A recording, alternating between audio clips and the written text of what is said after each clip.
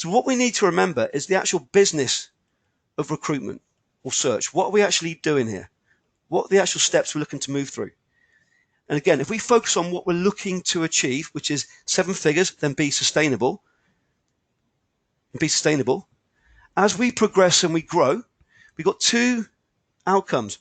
One is we've got opportunity.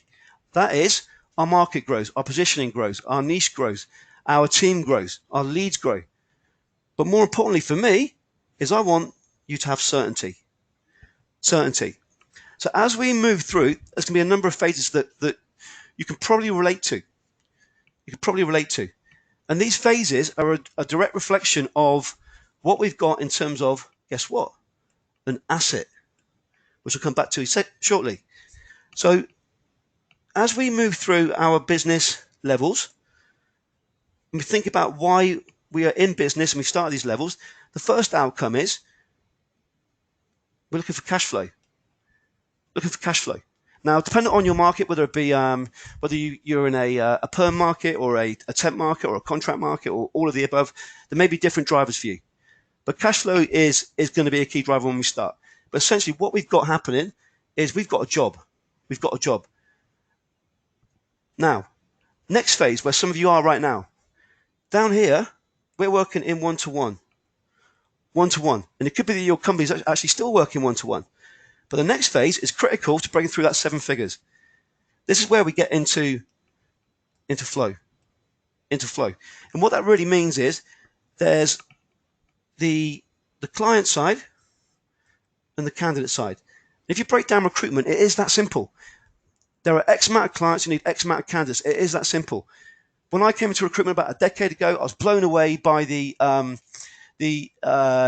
lack of control from a business owner level, saying, right, who's our client, who's our candidate, how many are there, who are they, who needs what, what's the industry, what's the location, what's the role, what campaigns have we got to drive each of these?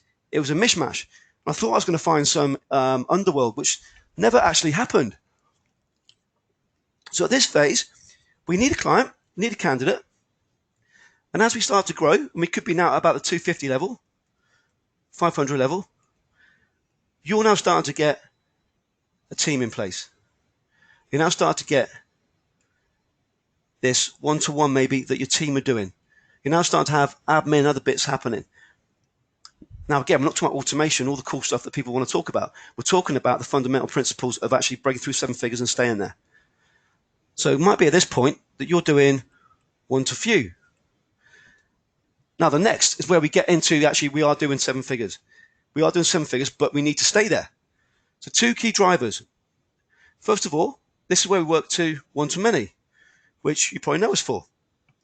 But from a control level, KPIs and your role are the 2 key elements that will dictate whether we get to this asset point or not.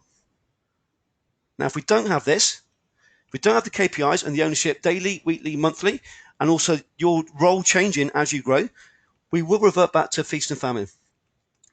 Virtually 100%. We'll have good year, bad year. And it sucks.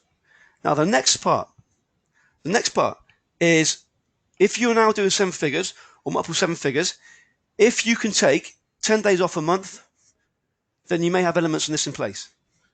I call it a jungle test.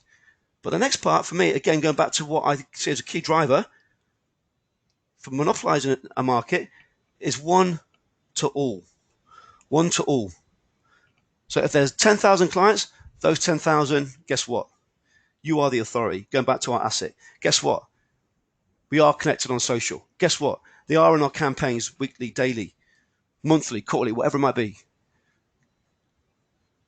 So when we talk about our process of growth, our asset growth is absolutely fundamental so we can leverage it and squeeze it. Now, I've mentioned your role. So when I look at my members, again, you can go and listen to the podcast on iTunes again, there are a number of phases that we go through as a recruitment business owner. Number 1, starts off, we've got a job, we've been in recruitment, we're tired of working for the man, I'm going to go alone. Number 2, I like to break it down into becoming a technician. So Mike Tannenbaum joined us doing about 300. First year with us, it's not our best case study, but we're going to make it really simple and be transparent with you. First year, he just missed doubling the business, and I expect that as a minimum. Why is that? So we need to break down Mike's process, i.e. his candidate engagement, his client engagement, into a set of process steps. So basically look at his business as a technician. And identified his candidate process using one of our strategies that had 14 steps. So we need to remove Mike from 10, 11, 12 of those 14 steps. So all we do is break his business into clients, into candidates, and then break it down into technician steps. So 1, 2, 3, 4, 5, 6, 7, 8, 9, 10, 11, 12, 13, 14, and remove Mike from 12 of them, allowing him to focus on the big ROI activities. Now the constraint is here. What happens now at this point? So the 7-figure business is when we get into the managerial role. And again, you may be from a corporate background, you may be an entrepreneur, but this process of management. Now, again, I'm going to focus on how we run things in the inner circle. So, for example, I mentioned Jamie Town.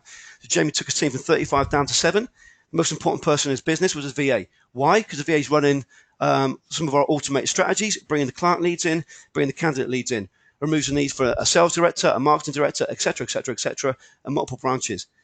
So at this point, I'm not talking about the managerial setup in the old world of recruitment. I'm talking about the new world of recruitment. And getting this right is key.